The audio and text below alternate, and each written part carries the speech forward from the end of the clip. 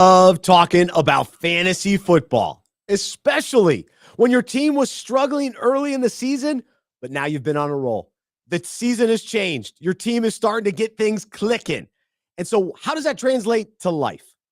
Are we willing to talk about how our life has changed, the way from it used to be to what it is now? And do we tell others how Jesus has transformed us? And are we open and willing to share our faith with others? Here we go. It's the Fantasy Football Fellowship Thanksgiving Edition podcast.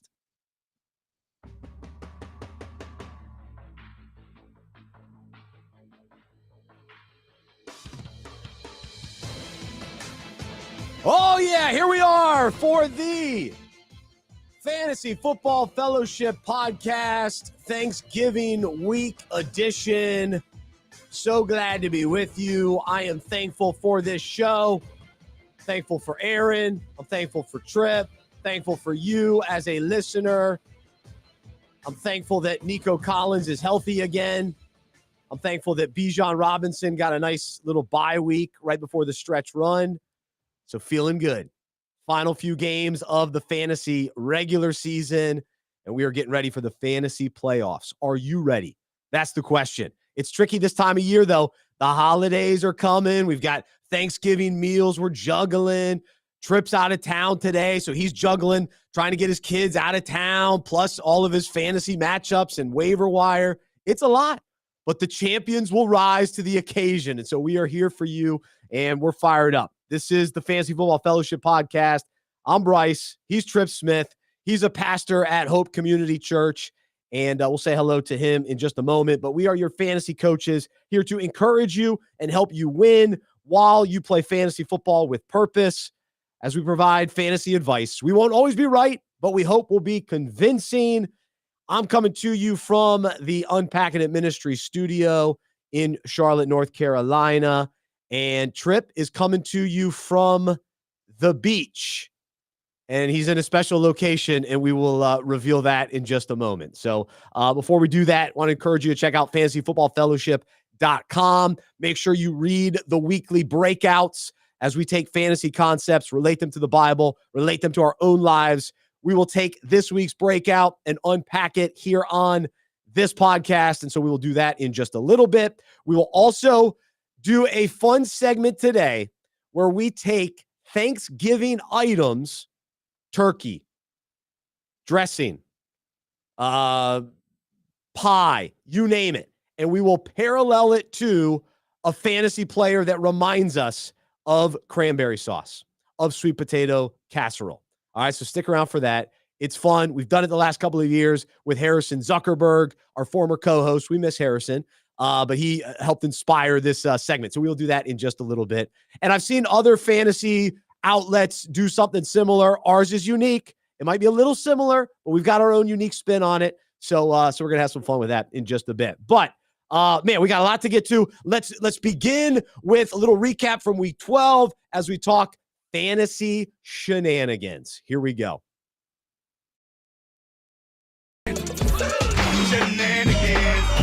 Fantasy shenanigans. And let's say hello to Trip Smith, who is coming to us from the beach. And Aaron mentioned this, but it looks like you are in a, what do you call it? A sauna? Are you in a sauna? Uh-huh. Looks like you're in a sauna today. What's the background here? It looks like I'm in the dry sauna, doesn't it, here? I'm not sweating. Yeah, I'm reporting to you live, Bryce, from the lap of luxury here in Oak Island, North Carolina. We're at the beach, something unusual my family started doing a few years ago, coming to the beach every other year for Thanksgiving. I'm not in the sauna. This house that we rented this year, it has a lot of like Buddhist decorations. It's a little bit unusual. And we have some big decorated, I picked the sort of most innocuous background that I could find in this house. There are little statues of the Buddha everywhere. And so I just went with one of the headboards as my background. But yeah, man, I love Thanksgiving. I'm happy to be here on Thanksgiving. I'm especially happy to be with you. I was not going to miss this Thanksgiving episode of the podcast. So I'm happy to be with you here remotely today, brother. Love it. Thanks for making it happen. And yeah, the sauna, anytime I hear about the sauna, it reminds me of Charles Barkley and Inside the NBA when one time he talked about the bracelet that he got in the sauna and the guys gave him the hardest time. It was hilarious. of my favorite bits from inside the NBA. I think So I do remember that. that's what triggered the mind there. But anyway, all right. So some shenanigans from Week 12. We had a good Monday Night Football game. Lamar Jackson led the way. He did steal a Derrick Henry touchdown, so definitely some shenanigans there. Deontay Johnson continues to be irrelevant. I do want to acknowledge that I have dropped Deontay Johnson. He is no longer on any of my teams. You don't have to worry about me anymore. I know that he cost me a few weeks in a row. All good there. And then the big story from the weekend too was the buys. Everybody was on a buy. The Bills were on a buy. The Saints were on a buy. All these different teams that maybe you've got key players on missed this week. It seemed like the biggest bye week of the season. And so how did you respond? What random players did you grab from the waiver wire and throw them in? And how did they do for you? I will say that I lost to a team that had Amir Abdullah and Vonleh. Or Vele, whatever, your boy Trip Vele. I love Vele, man. Yes. I want to call him Noah Vonleh, former Charlotte Hornet player, but Devon Vele. There you go. So anyway, so those two guys off the waivers into starting lineups. That's what was required for Week 12. How did you respond to the crazy bye week? I mean, I did what I could. I had to start Isaiah Likely in one place because I had Kyle Pitts and Taysom Hill on bye. And I went into Monday night needing Likely to score me 8 points, and he put up a goose egg. So these weeks where you're just patching it together with buys, it's rough, especially if you're trying to make a playoff push. And now with the buys going all the way to Week 14, you just do the best that you can. Hopefully you were able to look ahead a little bit and see what was coming and try to get a better tight end than Isaiah Likely. Would have loved to have Jonnu Smith in there on that team, but yeah, this time of year, man, you're just making it, patching it together, building the plane as you go, and I think I'm going to make the playoffs with most of my teams here. So in spite of Isaiah Likely's poor performance, I was going to ask you. Last week you got Mixoned on Monday night. Did you get Saquon on Sunday night this week? Anywhere? Thankfully, I did not. I had a mixed bag of a week, but survived. I'm okay. But it wasn't my best week by any means. I'm big in Atlanta, so they had the bye this week, so that cost me in a couple leagues, and Cincinnati. So I overcame those two teams being out. But no, thankfully, I did not lose to Saquon Barkley, and Joe Mixon came back to life too. So that was part of the deal. A couple shenanigans that jumped out to me. I mean, you think about Minnesota and, they continue to win. It's still like, wait, do we still trust Sam Darnold? I'm still on the hesitation train there. But how about the wide receiver situation? Jordan Addison, 30 fantasy points, wide receiver 1 for the week. And Justin Jefferson, 4.7. What are we doing? Week 12, that's a wild week. And then how about, Travis Kelce, who's having a nice season overall. He scores 12.2 fantasy points against the Panthers. Okay, not bad. But his counterpart, Noah Gray, 22.6, getting in the end zone a couple times. So who would have thought there? He was floating on the waiver wire. I passed on Noah Gray. So that was disappointing to watch, but impressive nonetheless. And then we mentioned Vele with Denver. But how about Bo Nix? I mean, Bo Nix continues to get it done. And really, we'll talk rookies later today as we compare them to Thanksgiving items. But Jaden Daniels, I've got him in a league. Early in that game, not so much. And then in the fourth quarter against Dallas, finally woke up. Wasn't enough to win against Dallas, but thankfully it did win my fantasy league. So that was positive. But what do you make of Bo Nix and Jaden Daniels this week? Man, it was an interesting weekend for rookie and second-year quarterbacks, wasn't it? I mean, if the season ended right now, Bo Nix is in the conversation for Rookie of the Year, I think. You can start Cortland Sutton with confidence.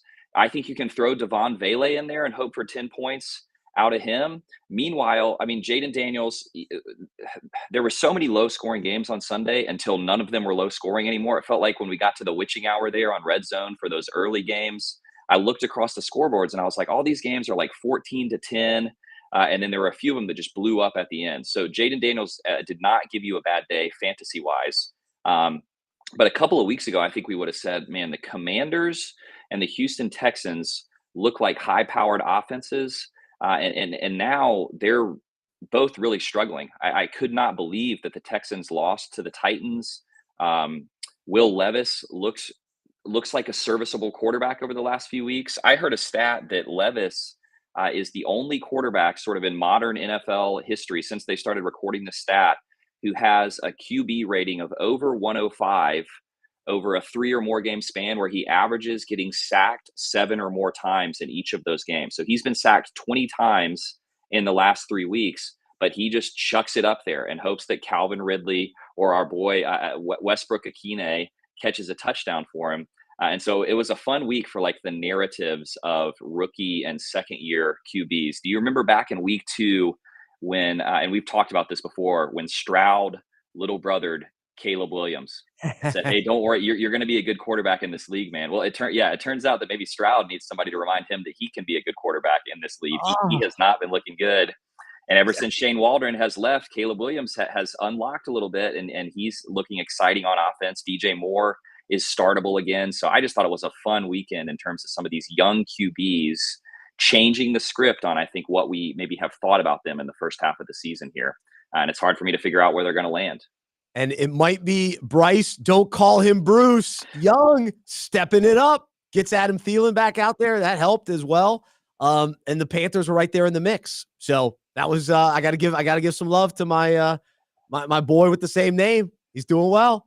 He's doing well. Did you hear Adam Thielen told Bryce Young, "Hey man, just let it all hang out. You don't have to be perfect.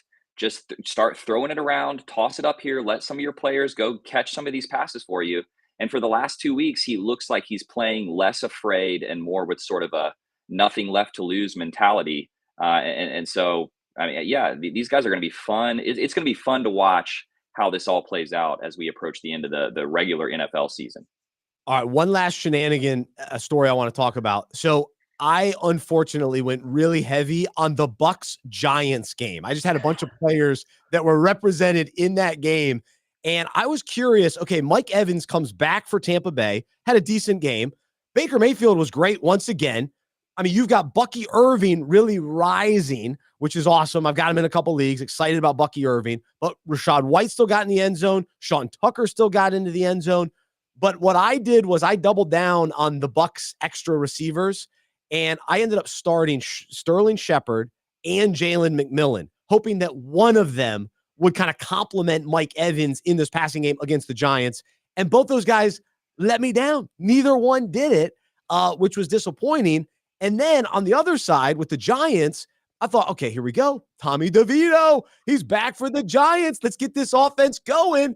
And Tyrone Tracy was a big letdown in that game. So there was some shenanigans going on in that game. And then Baker Mayfield, of course, stole the touchdown when he ran in. I wanted at least somebody else. I don't have Baker, so I wanted him to get somebody else involved on that play, and that didn't happen. So there you go. Any other shenanigans on your end, Trip? I just think the Giants are totally lost, man. You texted me before the game started on Sunday and said, "I really need this to be a high-scoring affair on both sides," and I thought that was a pretty good bet on your part. So yeah, I actually think the Bucs, if you look at who they played the last few weeks, they've played some of the better teams in the NFL without Mike Evans, without Chris Godwin, with some of their running backs being a little banged up with these ticky-tacky injuries. And like, they have still hung in those games, mostly because of Baker Mayfield's just heroism.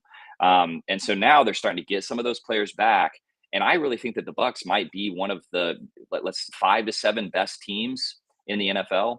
So I think you're going to feel good about starting any of those players. And I think Sterling Shepard is probably going to be the guy that if I have to take a shot on one of those secondary receivers, Shepard's the guy that I would choose. The Giants are just lost. Tommy DeVito's not the answer. He's a fun story, but I think eventually Drew Lock is going to get a chance to start. I do actually think that if you look at their schedule, Tyrone Tracy may be the beneficiary of just, we don't have a real quarterback on this roster, and so we're just going to run the ball 25 times a game. Dump it to him. Just dump it to him. Little dump off. What did you make of Baker Mayfield doing the Tommy DeVito little hand motion? How do we feel about that? I just think that Baker is having Baker Mayfield and Jameis Winston.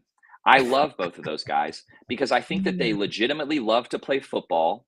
They know that nothing in this league is handed to you. They both have been on these long journeys of kind of failure and disappointment. And so I think every chance they get to be on the field, they go out there and they have fun and they try. Did you see the play where Baker, 30 yards downfield, was throwing a block for one of his receivers? Like Yeah. he ran down the field and threw an aggressive block more than 20 yards down the field. And it's just like, I loved Jameis being interviewed on Thursday night. Oh, yeah. He was asked, how do you feel about playing in the snow? And he just said, praise Jesus, I get to play football out here in the snow. I mean, these guys are so fun to watch. And I think Baker, you know what, man, enjoy it. You've been through so much. Just live it up. You're having a great time. Your team looks legit. I hope they make the playoffs and maybe get a chance to make a little push in the playoffs. You sound like you like the Bucs more than I do. As a Panthers fan, I do not like the Bucs, but I shout out to Baker. He's doing great. And really from a fantasy standpoint, he's been tremendous this season as a reliable quarterback, which is somewhat surprising, but good for him, especially when he lost his 2 top receivers. It's remarkable. All right. Last thing before we jump into the breakouts, couple injuries kind of popped up this week. Last night, J.K. Dobbins goes down against his former team, which was, you hate to see that. However, we don't want anyone getting injured, but we know I'm all in on Kamani Vidal. This gives a little bit of hope for Kamani, who's been inactive the last few weeks. Maybe they go back to the well and do what they should have been doing. Feed Kamani. So maybe he comes back out if JK ends up being injured with the knee. I haven't heard the latest update yet. I'm not sure if we know yet, but that's going to be a big one because he's been running the ball well, was running the ball well before he went out against the Ravens last night. Gus Edwards is okay, but he doesn't have the consistent burst that you need. Because when JK's got the burst. When you see him fly through that line, it's impressive. So anyway, that's a big one. Any other injuries on your end that you're intrigued by? Waiting to hear what's going on. I thought about you as soon as I saw that injury news kind of come across my phone. I do think it's Vidal season. It doesn't sound like the knee injury is serious. J.K. Dobbins has had so many season-ending injuries that you would have hated to see something really severe for him, but he put on a brace and tried to come back out. But I do think he'll miss at least a game, and I think what will happen is that they'll realize that Vidal is better than Gus Edwards and Hassan Haskins. So maybe they've just been kind of holding him in reserve. It would be fun to see him, especially for you. I would just love that for you, Bryce, if he would flourish here at the end of the season. Come on. Let's go. Unfortunately, I dropped him in all my leagues except for one. But I'll try to get him back. All right. Got to go get him back, man. There's some shenanigans. We'll talk. We'll do a little bandwagon riding. And, of course, we've got to do who is that? And then our Thanksgiving parallels.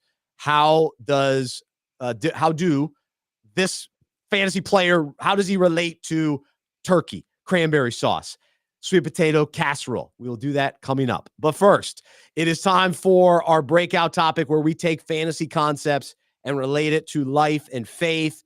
And if you're like me, you love talking about fantasy football. Of course, I'm doing this podcast talking about fantasy football. But I was at lunch with somebody yesterday, and he doesn't even play fantasy football. Never played fantasy football. And so I'm telling him about fantasy football.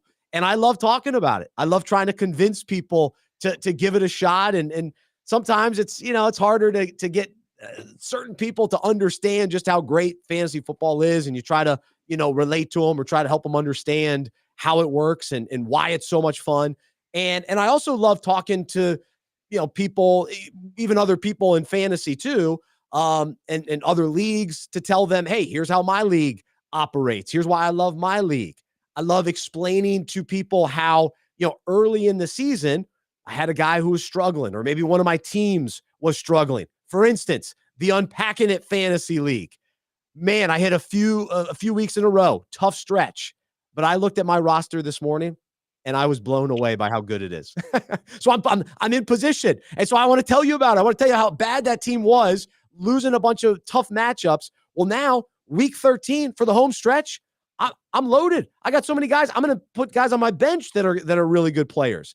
And so there are so many elements about fantasy football that we just enjoy bringing up with other people. And so we talked a few weeks ago just about, this concept of talking about fantasy football. But today we're relating it to what it means to talk about fantasy in a parallel of what it means to talk about our faith.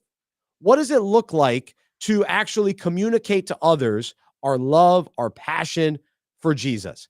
and to talk about how, this is who I used to be. This is like my team used to be bad. And then when we meet Jesus and the transformation that takes place throughout our life, and how he's changed our mindsets, our desires, our behaviors, and has brought joy and peace into our life. Do we get excited to tell others about that? The same way that we get so excited about talking about fantasy football. Hey, let me tell you about my fantasy team. Hey, let me tell you what's been going on with my fantasy league. Is that same mindset true in our own lives? If Jesus has truly changed our life, don't we want to talk about it? Don't we want to tell others about it? And I do a podcast every week. This podcast, the Unpacking It podcast, I want people to know that I love Jesus and try to continue to communicate, what he's taught me and what I continue to learn in God's word. And so I want to share that with other people. But all of us can do that in different ways and in different opportunities, with different conversations with people. Try to relate to people. You try to speak the same language as them, help them understand, what it means to follow Jesus. Just like we try to tell people, hey, this is what it means to play fantasy football. This is how you run a fantasy league. And for us, it's like, hey, this is what it looks like to read God's word. This is what it means to get involved at church.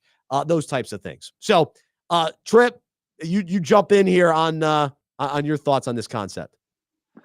Yeah, man, I think it's C.S. Lewis who says that the fullest expression of enjoying something is when you share it with other people. That is, the things that I love the most in life and most excited about in life, it just sort of naturally flows out of me to want to talk to people about that. And so fantasy football and just the NFL is something that I love. I love to bring it up. My wife is always like, you realize when you tell me about these players, I don't care at all, and I got to turn to my buddies to talk about how much I'm enjoying football, enjoying real football, enjoying fantasy football. But I do think, yeah, man, when the joy and the hope that we have in Christ kind of rises up within us to the point that we want to talk to other people about it, it's one of the most special experiences that you can have as a follower of Jesus. Now, I think the irony and the paradox is that often when I choose to talk to people about Christ, maybe even when that joy and that hope isn't front of mind, the result is often that I feel more joyful, that I feel more hopeful, that I think it deepens my faith. And so the incredible thing about following Jesus and talking to people about Jesus is that when it's a natural overflow of our hearts, it just feels so good. But also when we choose to do it, even when it doesn't feel natural, the result is often that it blesses our own life as a Christian. It blesses our own spiritual life. And so, yeah, I love this topic. My fear is that people that often the time that they're first exposed to the word evangelism is maybe usually in like a parachurch ministry context in college, and they have one very specific idea about what that word means, and it's a little bit intimidating to them. And so I think this is a topic well worth talking about, just what it looks like more and more for this to flow out of us naturally. And I'm glad you're bringing it up here on the week of Thanksgiving. I'm thankful that we get to talk to other people about Jesus. That's right. And yeah, my motivation in telling people about fantasy is that I've experienced it for 20 years and it's so much fun and it brings me so much joy. And so I want other people to play fantasy too. And same with Jesus. I've been following for a long time. He's real. He's changed my life. I see the evidence of him all over. So I just want to tell people about it. And so that's the encouragement. Now, here's the deal. Some people, they don't like fantasy football. They don't want to hear about it, right? They're kind of hostile to it. I don't like fantasy football. Or some people tried maybe one league and they didn't really like it. And then they're kind of against it now. I get that. And same when we talk about Jesus. Some people, maybe they went to church one time or they had a bad experience and they go, I'm out. I don't want to hear about it. Or to your point, maybe they had a weird interaction at some point. And so they go, I don't want to hear about it. But here's the deal. We can't let that stop us, right? Let's continue to come at it with, the right approach and ask God to lead us and guide us and give us the words and give us humility and meet them where they are so that we have a genuine, open conversation with them. But I also want to share this, and this is in Romans 10, verses 14 and 15, and just helping people understand, what does it really mean to be a Christian and follow Jesus? It says, but how can they call on him to save them unless they believe in him? And how can they believe in him if they have never heard about him? And how can they hear about him unless someone tells them? And how will anyone go and tell them without being sent. That is why the scriptures say, how beautiful are the feet of messengers who bring good news. And so that's the motivation. That's the encouragement that we can be the messengers to go out and tell people. Because how will they know if we don't tell them? We don't help them. Help them understand God's word more and more. And so let's allow that passion to drive us and tell people, here's why I love God. Here's why he loves us and how he loves us and how he's demonstrated that love. And then in 1 Peter 3:15, it tells us, but in your hearts, set Christ apart as holy, acknowledging him, giving him first place in your lives as Lord. Always be ready to give a logical defense to anyone who asks you to account for the hope and confident assurance elicited by faith that is within you, yet do it with gentleness and respect. And so that's the key too, with gentleness and respect. We don't tell people, you got to play fantasy football. Come on, what are you doing? How silly are you? Come on, I can't believe you don't play fantasy football. And the same thing is, we tell people about Jesus, man, I just invite you to discover how much Jesus loves you. Just discover who he is, the true character of Jesus. Discover him for yourself. And you invite people in that with gentleness and respect and from a place of love. Not, oh, you got to believe in Jesus. No, it's not a very effective approach. So, Tripp, any thoughts on those couple of verses there? Yeah, I love that, man. I mean, I think, just the beauty, the personality, like Jesus really is alive, and he's a real person who is divine. You know, where this analogy sort of breaks down, right, is it's possible for me to believe, even though I can't personally identify with this, it's possible for me to believe that there's a person out there for whom it is true. Fantasy football is just never going to be my thing. You know, I'm like, I don't understand that. I love it so much. Football, I'm just never going to get into watching football. I'm like, okay, I can believe that. But for someone to say, yeah, there's nothing that Jesus has to offer me, like he's never going to be something that I'm interested in. To that, I say, you haven't met the real Jesus yet. You know, he's not sort of this. He's not just sort of a stagnant set of ideas. He's not maybe one very narrow view that you heard from him in a certain Christian context. He's a real and living person. And the way that we interact with him is through the Holy Spirit. The thing that I would want people to hear as they think about this topic of talking about their faith, sharing their faith with others, is that the Holy Spirit is still in the business. He has always been and will always be in the business of bringing people to faith in Jesus. And we're invited to participate in that. So we live in a time, we could talk about all the cultural reasons for this, but we live in a time where people probably don't presume to be Christian as much as they used to. We live in sort of a post-Christian culture, but we live in a spiritually interested culture, a highly spiritually interested culture. And the Holy Spirit is still out there moving in people's lives, preparing the soil to receive the seed of the gospel. And we get to be the ones who go out and sort of cast that seed. It's just it's so fun to be able to talk creatively, intentionally in the context of a friendship with people who don't know Jesus yet, and to tell them, let me tell you how good he is. Let me tell you what he's really like. And I want you to know him the way that I know him, and not as just maybe some sort of narrow and discouraging idea that you heard in one really specific context in your past. Amen. No, it's a great perspective. I love that. And ultimately, we trust the Holy Spirit to work in the lives of all of us, but especially, just to help us understand what it means to know God and to follow him. And so we, as already followers of Jesus, telling people, hey, we share the message, we bring the good news to people, and then we trust the Holy Spirit to work in their lives and to work in their heart. We can't do that. So there's a level of surrender and trust to say, God, you take it from here. I'm just going to tell people about you, and you change their hearts and you change their minds. And so that takes some of the pressure off of us too. Like, we got to trust God for this. And then the last thing I'll say is, just as we reflect back on what Jesus and God has done in our life, and just the character of who God is, it leads us to, just worship and awe. And I love this verse, especially with Thanksgiving being this week too, but Psalm 105, 1 and 2, give thanks to the Lord and proclaim his greatness. Let the whole world know what he has done. Sing to him. Yes, sing his praises. Tell everyone about his wonderful deeds. And so it begins with giving thanks. as we give thanks, we recognize, we have this gratitude in our hearts for what he's done for us.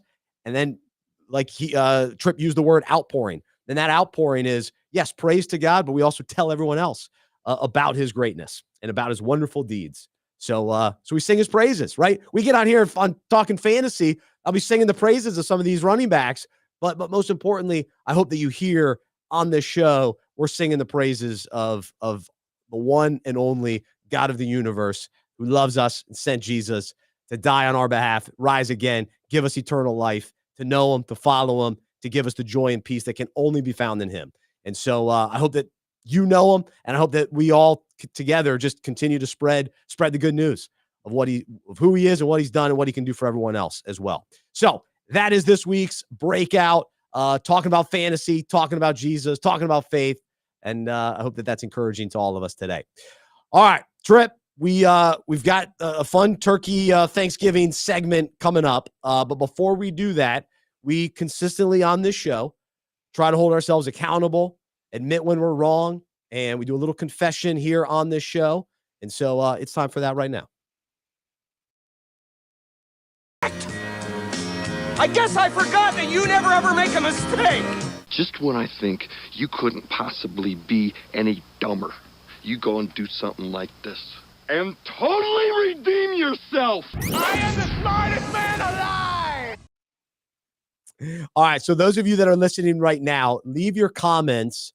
What do you need to confess? Where did you miss? What did you get wrong this week? Who did you leave on your bench? Who did you start? I've got to do this for the second week in a row. I started Cedric Tillman again, and he blew it for me. Now, he did get a concussion, and so that was part of it. But, man, 2 weeks in a row, I missed on Cedric Tillman, so I was wrong there. Thankfully, I still won the matchup despite his poor performance. But I also have to confess this. Josh Jacobs has been incredible for Green Bay this year. And I will confess that almost every week I have mentioned, go get his backup. Go get Emmanuel Wilson. Go get Marshawn Lloyd. Go get Chris Brooks. And those guys might factor in maybe later on in the season. But I tell you what, you got 12 incredible weeks out of Josh Jacobs this year. He is running back 9 on the season. This week, he had 32.6 fantasy points, over 100 yards, and 3 touchdowns. He has been remarkable. I sort of just wrote him off. He kind of, all right, whatever he did with the Raiders, and I just don't buy it. And I was wrong. So way to go, Josh Jacobs. He might win some fantasy leagues. If he truly does remain healthy down the stretch in cold weather, he might be able to win you some championships. Anything you need to confess, Tripp? I do, yeah. And let me give myself a small pat on the back before I give myself a big kick in the rear. So I'll start with the positive accountability. I was a believer in JSN coming into this season. I think he who must not be named, I won't say his name anymore on this show, who was the offensive coordinator for the Seahawks last year, who was formerly the offensive coordinator for the Bears this year. I think that we see that maybe he doesn't coordinate the most dynamic offenses. So JSN came into the season injured last year in a difficult offensive situation, buried behind both DK Metcalf, who is still the alpha, I think, but also Tyler Lockett. And what we have seen in the last couple of weeks is JSN leapfrog Tyler Lockett. He seems to be an afterthought now. And JSN, he's a totally different type of receiver than DK Metcalf. But this offense can totally sustain both of those guys, even in a game against the Cardinals that wasn't that prolific. It wasn't that high scoring. DK and JSN both had pretty good weeks. And I think we're seeing the JSN breakout. And he may be one of these guys who down the stretch, you're really, really glad that you have him on your fantasy team, even though the start of the season was slow. So loving what's happening with JSN. The other side of that matchup, I feel like I'm confessing about this every single week. It's just been such a roller coaster ride. I really needed Kyler Murray to do something for me on more than one of my fantasy teams this weekend. And I thought that this game was going to be a high output offensive game. And correct me if I'm wrong, but were the Cardinals coming off of the bye as well this week? So they had time to prepare for this. And I just cannot figure out what's going on with Kyler Murray. So you put it here in the show notes, Bryce. I mean, he's still the quarterback 11 on the season, but I think that that's because every week he's either been like the QB2 or the QB22, and it's just averaging out to like a low end quarterback one. But man, did I need him to come through for me this weekend, and he put up a dud. And I just don't know what to believe going down the stretch. I have him as a necessary starter in more than one league. I think that I'm still putting him in there and hoping for the best, but it would be nice to see some consistency from the Cardinals. Oof. Yeah. Good luck. Good luck with that clicking. But Right. Trey McBride with a huge day, 12 catches. So that was impressive for him. All right. One last kind of confession / it's not really bragging because I can't really take credit for it. However, I have a kind of it's somewhat of a dynasty league. It's a unique league, but I went into this season with a ragtag group of wide receivers with not a lot of confidence in these guys. Before the season, I traded Jaleel McLaughlin for Cortland Sutton. I was like, whatever, fine. Like, I wasn't real like, oh, yeah, he's going to be great. I heard one fantasy analyst say, oh, yeah, Cortland Sutton. I was like, I don't know if I buy it. But Cortland Sutton has been absolutely incredible for Denver. Him and Bo Nix, the connection that they have has been very strong. But listen to this ragtag group. So Nico Collins, came into the season with some hype, but there was the talk of, Stephon Diggs and Tank Dell. Can it really be Nico as an elite guy again? So Nico Collins and then Terry McLaurin, who nobody thought he was a wide receiver one. Well, this year he's been right around there. Many weeks he's been a wide receiver one. Cortland Sutton, Darnell Mooney, and Jacoby Myers. Those are my wide receivers. They've been awesome. So not the superstar guys, but I've been lighting it up. So I'm thankful for that team, and I'm thankful for these guys surprising. Now, my running backs, I've got Devon Achane and Jahmyr Gibbs. So those are studs. We knew that. But the wide receivers coming out of nowhere. So it's been interesting in that regard. The wide receiver position, I think, has been a unique one this year. The middle tier guys or guys you drafted as wide receiver 2s or 3s, many of them have given you wide receiver 1 production this year, which, sometimes we see, but I think we've seen it a little bit more consistently this season, at least from my perspective. So there you go. There's some accountability and confession. All right. So let's just jump right into it because I want to have some fun with this. I want to make sure we fit this in today. We've done this the last couple of years, but it's Thanksgiving week. We all love Thanksgiving. I mean, we get football and food. You can't beat it. You hang out with your family, friends. It's a good week. So the last couple of years, we have related fantasy players to foods from Thanksgiving. All right. What players remind us of certain foods? Let's begin with turkey. People still like turkey. I'm a ham guy, but people still like turkey. It's boring. There are more exciting items on your plate. Sometimes there are more exciting players across the NFL, but turkey is that workhorse. Always reliable, right? You can just kind of count on turkey being a part of Thanksgiving. It's always going to be there. It's always going to show up. It's going to be on your plate. And so, Trip, from a fantasy perspective, who is that workhorse? Always reliable this season. They keep showing up. They've been there kind of start to finish. Who's that for you? Chuba Hubbard is the turkey player for me. I mean, nobody was excited about Chuba Hubbard coming into the season. Everybody was worried about Jonathan Brooks. And I'll be honest, I was pessimistic about him, but I still said this guy is being drafted way too late. And man, he has just been a steady, reliable, meaty turkey running back for you this season. Now, I do want to throw a second one in here if I can, Bryce, if that's okay. I'll only do that with the turkey. But here's the thing I want to say about turkey at Thanksgiving, okay? Everybody says this is the most boring meat. Turkey is a necessary part of the Thanksgiving dinner, but who really gets excited about turkey until you meet a friend who fries that turkey or who brines that turkey, right? Who knows how to treat that turkey the right way so that it becomes the best dish on the table. So I'm also saying Saquon Barkley is like the fried turkey of this NFL season. I saw a stat this weekend that he in 11 games just surpassed his highest rushing total of any season with the Giants, right? They know how to treat that turkey right, man. And Saquon Barkley is just so delicious. And if you have him on your roster, you're like, this is the most exciting guy on the table, and I'm happy to feature him going forward. And he's gonna carry me to fantasy championships. So Chuba Hubbard, boring baked turkey. Still happy to have that guy on my team. Saquon Barkley, delicious, perfectly fried. flaming hot turkey right now. So Oh, that's a tremendous comparison. That was a surprise. I didn't know where you were going. That's a great call because I agree with you. Fried turkey is fantastic. A couple other names to throw out there. Najee Harris. He's never gets hurt. It's remarkable. Now he hasn't put up huge points, but he's been pretty steady. So he's kind of that solid turkey all season. And then Kyron Williams, same kind of thing. Mm-hmm. He's been healthy all season long. We keep waiting for him. Oh, where's Blake Corum? I've been leading that charge. But both those guys, solid turkeys all season. All right, how about the cranberry sauce? It looks suspect. Everyone gives it a hard time.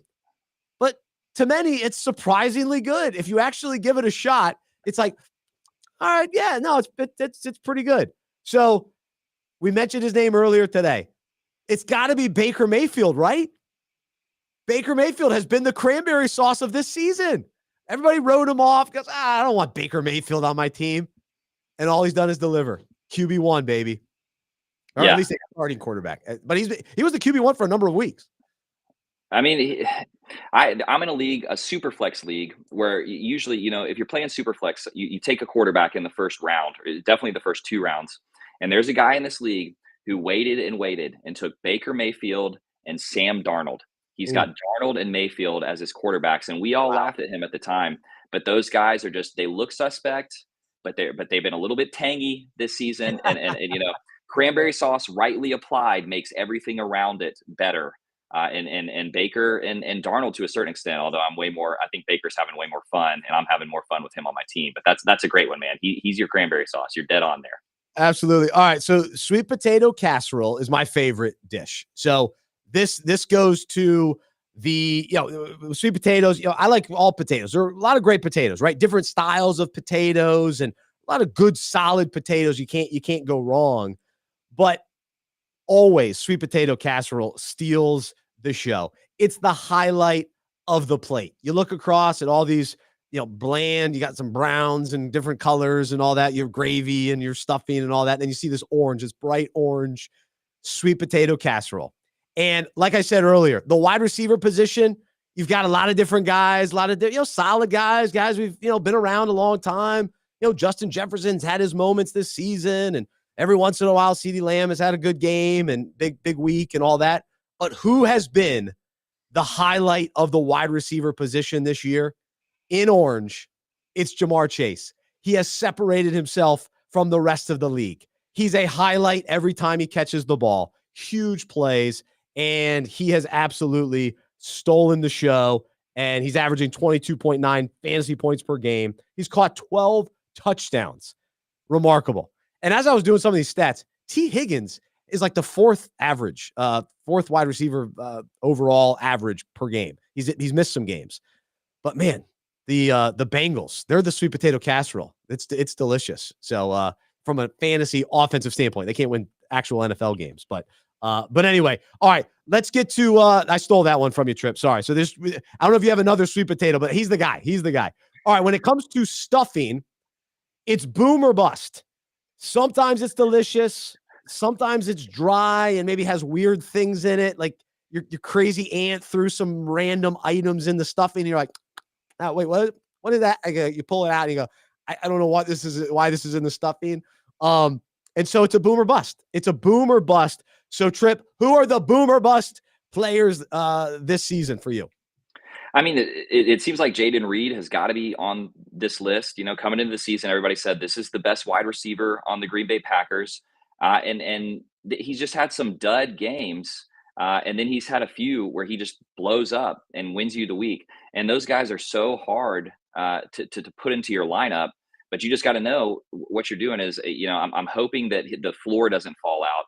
And maybe he's going to win me the week. So Jaden Reed, definitely on that list. I mean, Jameson Williams, if Jameson Williams can just kind of get out of his own way and stop getting suspended for different things. I feel like the reason Jameson Williams has been boom or bust thus far is because he seems to never play more than 4 games in a row, So he may be another one of these guys that we talk about as like a league winner down the stretch. But yeah, I love the stuffing analogy, man. I've had some truly atrocious stuffing.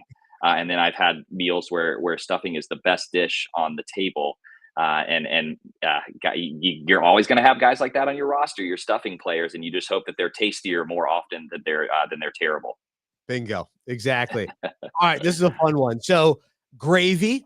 Everybody likes gravy, right? It's nice to have, and it can take over a plate. So if you're like a big gravy guy and you just pour it on, and now all of a sudden it's all over your plate, it's taken over. But at the same time, gravy can't be your plate. Like if you just have a plate of gravy, it's not going to be good. You can't carry a meal for you. It's just nice to have. And who's that? This is perfect. It's Taysom Hill. Taysom Hill is the gravy. Like he's nice to have on your fantasy team, but he's not going to carry you. He just can't do it. He's a nice bonus to have. You put a little gravy here. You throw Taysom Hill in on a bye week. You hope for the best. But if you're counting on him being your plate and you're going to carry a plate of Taysom Hill, a plate of gravy, I think you're in big trouble. Is that fair? Any other ideas come to mind? Any other players come to mind? Dude, that is so good with Taysom. You want the rest of your plate to be good enough that you just need a little scoop of Taysom every once in a while. Marvin Harrison has been that guy for me. I mean, I believed in Marvin Harrison and the Cardinals coming into the season. That's no secret.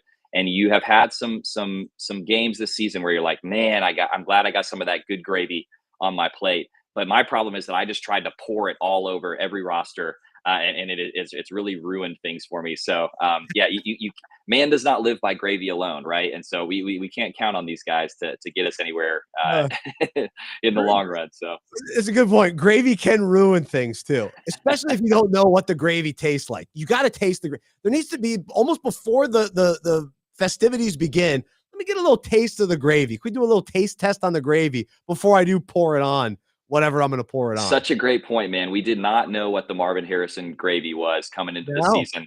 I think we still don't know. And so we're going to be back in this place next year, I think. But he could be the perfect sort of accent to a great roster. But he can't carry the meal for you. Because you committed early. Like you took Marvin Harrison in the second round. You went all in on Marvin Harrison. So if you go all in on gravy early and you pour it all over everything.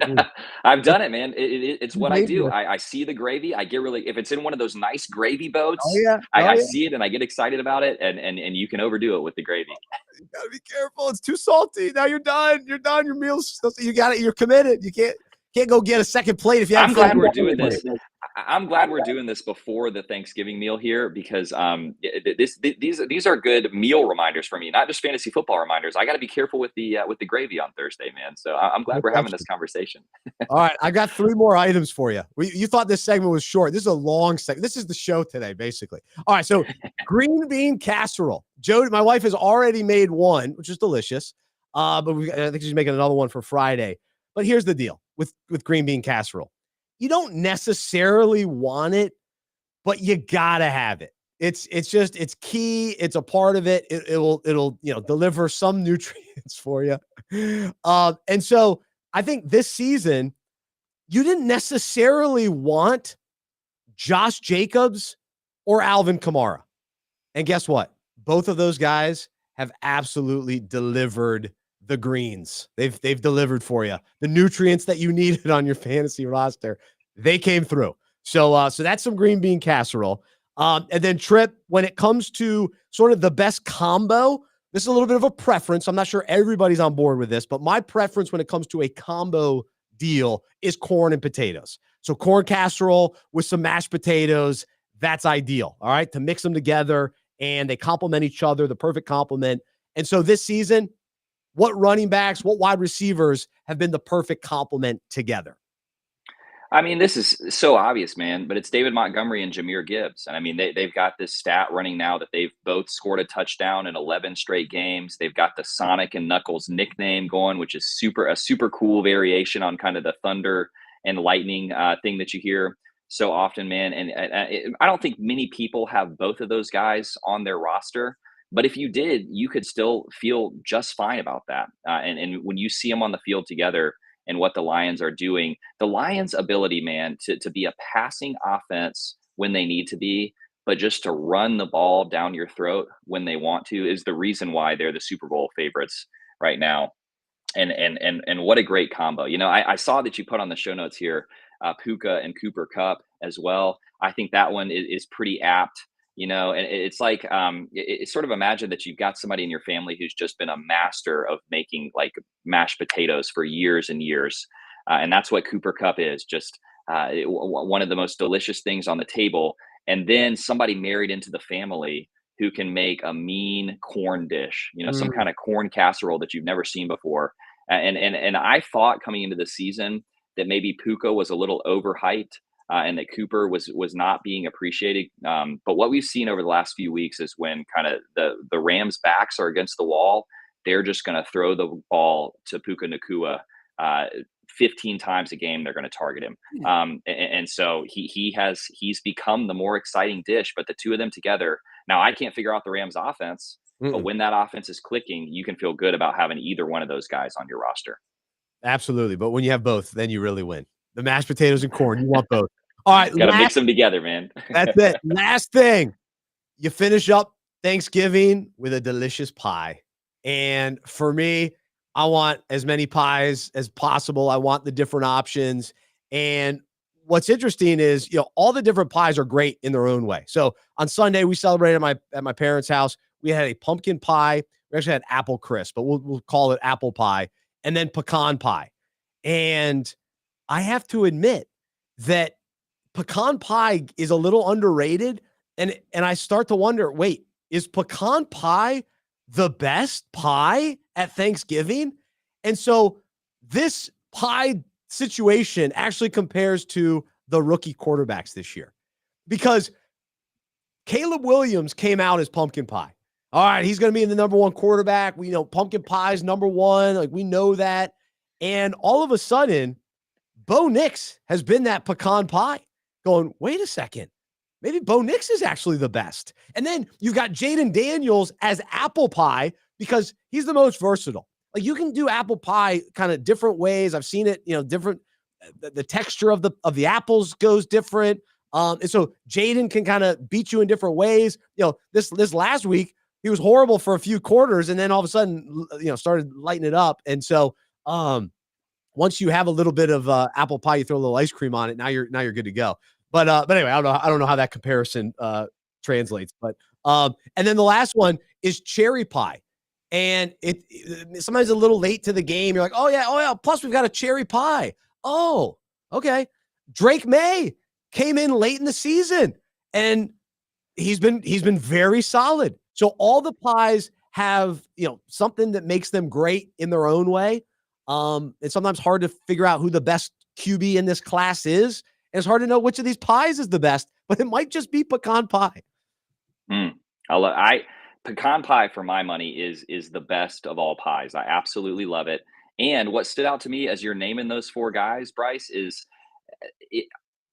I think I would have said, okay, at the beginning of next season, so the beginning of the 2025 season, we're going to be talking about each one of these four guys as like a viable fantasy quarterback, and their franchises are going to feel okay about them. But if you had told me a month ago that each of these four guys, we could be talking about them as someone you're putting in your starting lineup this fantasy football season, I would have said you're crazy. But right now, that seems to be true. Now, the Bears have a brutal schedule down the stretch, but I really think Caleb Williams, Jaden Daniels, Bo Nix, and Drake May, it's not out of the question that you could start any one of those four guys. And so maybe just like the perfect dessert right here at the end of the season, they're coming in just in time to kind of give us that little boost that we need at the end. And so this is a really apt metaphor, and I love each of those four players and the pies that you compared them to. I'm going with pecan pie as the top pie, and I'm still on the fence about whether that's Bo Nix or Jaden Daniels. But right now, it looks like it might be Bo Nix. It might be. So, I mean, you can't go wrong with pumpkin pie, but I have tasted some weird pumpkin pies too. So just from a pie standpoint, outside, that's like Caleb Williams, right? He's a weird dude, and he can kind of go either way on any given week, So you've had some good pumpkin pies, you've had some bad ones. That's a good point. No, that is true. That is true. But pecan pie, man. So when I was at App, we go through the cafeteria line, and like as a freshman and sophomore, I ordered dessert almost every night. So like whatever my meal was at the cafeteria, I'm getting dessert, and more often than not, I would have pie. I mean, it's amazing that I wasn't 300 pounds, but I enjoyed the pie. But App had some good pecan pie, and I think it was an apple pie, like a little crumble on top. Oh, it was great. So anyway, shout out to the app cafeteria. Wellburn, baby. Wellburn cafeteria was awesome. All right.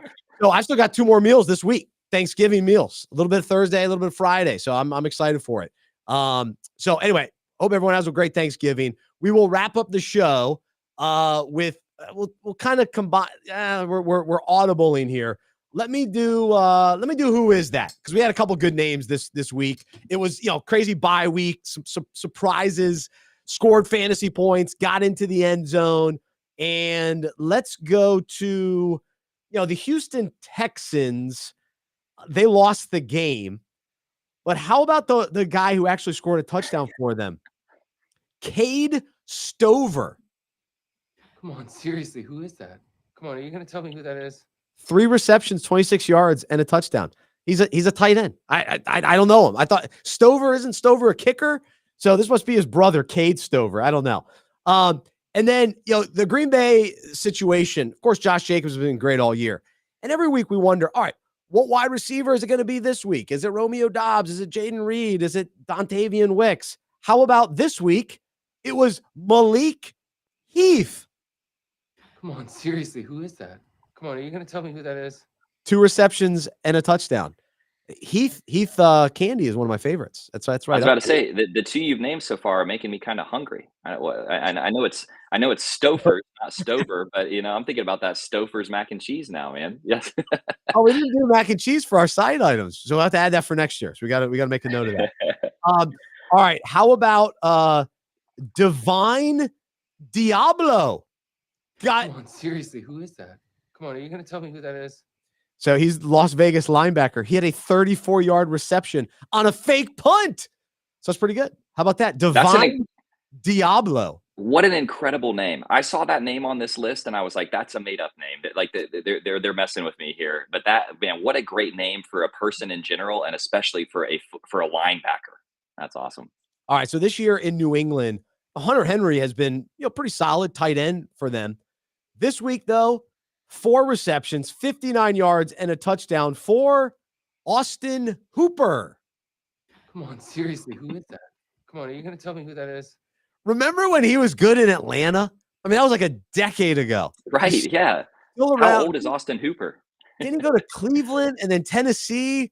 And now here he is again. So, yeah, who is that? Yeah, you remember him, but it's been a while. So I'm not sure that he's going to continue doing much, but good for him to reappear. All right, as we think about the waiver wire, anybody you're targeting this week, of course, Kamani Vidal, figuring out what's going on with J.K. Dobbins. That's the name for me. It's been my name all year. And Vele with Denver, he's a nice compliment to Cortland Sutton. Like we talked about, Bo Nix, he's legit. So what about for you, Tripp? Any other names you're jumping on? Vidal is obviously the top choice there. I think you can also pick up Gus Edwards. He's still going to get plenty of volume. Make sure that he's owned in your leagues. I'm just a huge fan of Devon Vele, so he is not available in any league that I'm in, but I imagine that he is in a lot of them. And I kind of think, man, that the Chiefs are going to the playoffs. Travis Kelce is busy dating Taylor Swift and podcasting with his brother. And he just looks old and slow. He's obviously such a smart and experienced tight end that he's still going to be fine. But I think that Noah Gray is going to be featured more and more as this season goes on. And so make sure that Noah Gray is owned in your league. You're probably not starting him yet, but I could see a scenario where he has a few more games like this and you can start him with confidence as you move into the fantasy playoffs. So keep an eye out for Noah Gray as well. Everybody else that I'm seeing on the most added list here is just not anybody that gets me excited. And so you're filling in holes as you have needs at this point in the season. But those are a few guys at the top of the list that I might add. Yeah, like I've said the last few weeks, it's just continue to add backup running backs. And if you are a believer in handcuffs, so I go back and forth on handcuffing my star running back.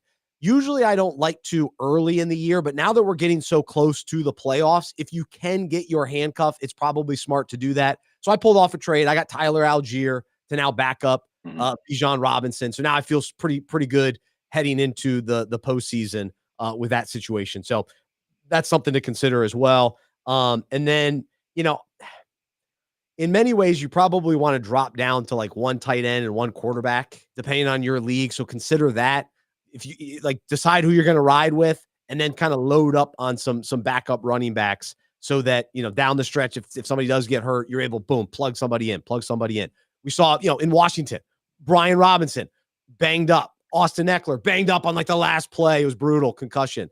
So now all of a sudden, Jerry McNichols. So it's like those guys you got to have ready, understand your waiver wire, be ready to add those guys, because now all of a sudden they come in, and if both those guys are out, McNichols gets pretty good volume potentially in Washington. Right. So the thing I always want to tell people at this time of the year is no one cares if you finish in 4th place in your fantasy football league, right? To me, there is no difference between 2nd place and 12th place. I don't like those leagues that punish the last place team, because it's like, I'm going to swing for the fences. I'm trying to win this thing. And once your trade deadline is passed, one of the ways that you do that is to grab those handcuff running backs, not necessarily your own handcuff, but somebody who could pop if someone gets injured. The other way that you do it is you don't carry multiple tight ends and multiple quarterbacks into the end of the season. If if Joe Burrow is your starter and Joe Burrow gets hurt, it's like you did your best, but that's probably the end of your championship chance. You're streaming quarterbacks at that point. So don't hold 3 QBs or 2 tight ends as you're moving into the playoffs. Swing for the fences with those RBs and wide receivers. And so let's say if you have a legit, you have 2 QB1s, then now you've got some value to trade. So before the trade deadline, probably this week for most leagues, right? Trade one of those guys. Don't hang on to them anymore. Yes. Like that, you can capitalize. Now all of a sudden you get another starter. That's how you go win the whole thing.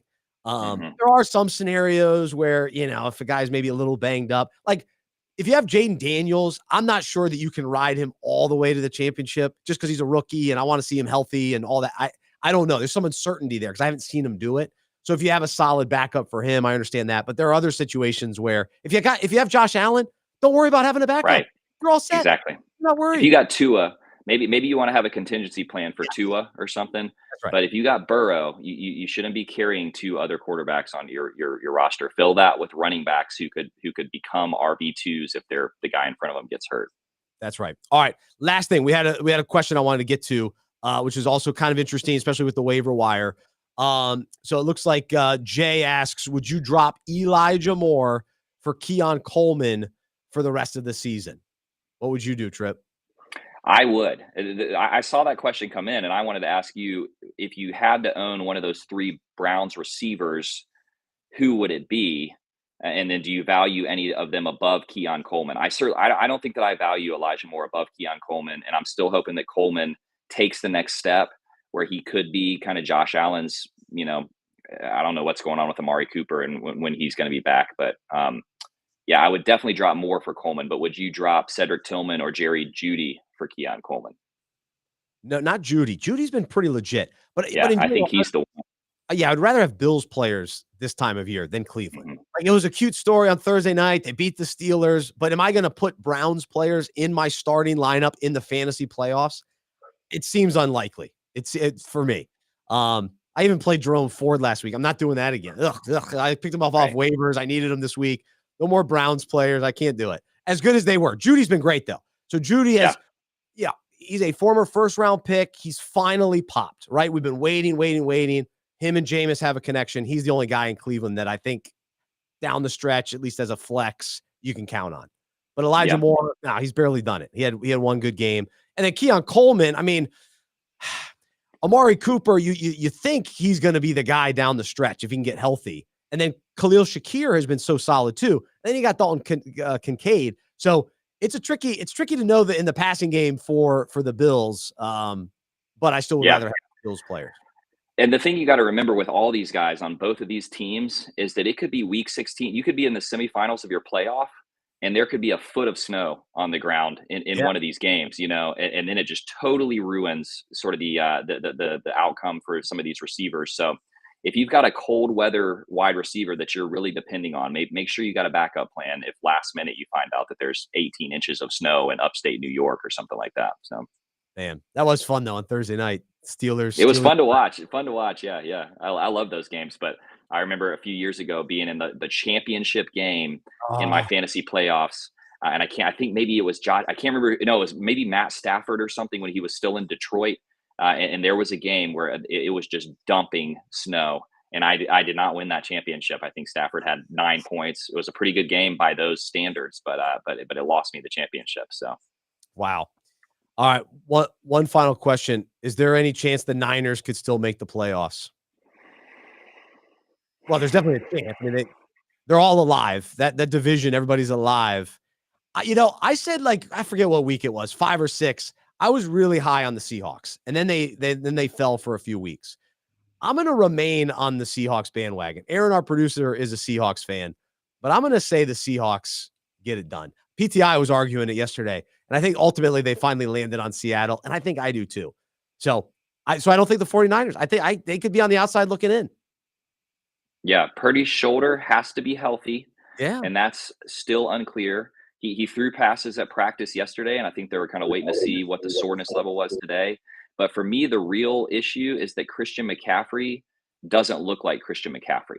You know, he's still a good running back, but that was the kind of guy who could change the whole outlook of a team. And at least right now, he does not look like the Christian McCaffrey of the last couple of seasons. Now, maybe he gets healthy, but when I hear Achilles tendonitis, to me, that suggests a guy who maybe is not going to be right for the rest of the season. And I sort of wonder where Christian McCaffrey gets drafted next year, because that just seems like the kind of thing that you hear with an old running back with a lot of mileage on his legs. And so I'm kind of worried that what we're seeing here is like the beginning of the end for like the dynamic league winning Super Bowl sort of put them on your shoulders kind of running back that we've seen with McCaffrey. Yeah. I was watching Colin Cowherd today. It could be the end of the 49ers from a Super Bowl window standpoint, which is, intriguing to think about too, which is crazy. But who's been great for the 49ers? George Kittle. He's been one of the best tight ends this year. He's out there, he missed a game or two, but he's been awesome. So I wrote him off a couple years ago because I was drafting him a lot for a couple years in a row, and he kept getting injured, which was frustrating. So he became on my do not draft list. But man, he's been awesome. So anyway, but appreciate some of the questions. Glad we were able to sneak a few in here as we wrap up the show. But Trip, have a wonderful time at the beach. Enjoy the sauna. Looks like you're in a sauna, so you'll go enjoy that. But have a wonderful time, at the beach, and happy Thanksgiving. I'm thankful for you, man. Happy Thanksgiving. And you said it at the beginning of the show, but hey, thankful to producer Aaron. He's the guy who's sitting behind the soundboard, sitting across from the mics. He does a great job every week as well. So I love doing this with you guys. I'm thankful for you. I'm thankful for Unpacking It Ministries, and for all the people who are listening. I hope you have a happy Thanksgiving as well. Awesome. Thanks, Trip. We appreciate it, man. Thanks for making it happen, even on your trip. So good stuff. Aaron gives the thumbs up. So there you go. All right. Well, thanks, man. Have a wonderful time. And thanks everybody listening today. We appreciate you. Thanks for everybody that's a part of Fantasy Football Fellowship for being a member. Thanks to all of you that support this ministry financially. If you don't yet, man, we'd greatly appreciate your support. And so you can check that out, fantasyfootballfellowship.com. For Aaron and Trip, I'm Bryce. I'm a follower of Jesus. I'm a sports fan who follows Jesus. I believe in the good news that he died on the cross for my sin. He was resurrected, and through faith, I've been saved by his grace. I hope that is true for you as well, and I hope you'll join me as we live life as sports fans who follow Jesus together. Have a great Thanksgiving, and we will talk to you next week right here on the Fantasy Football Fellowship Podcast.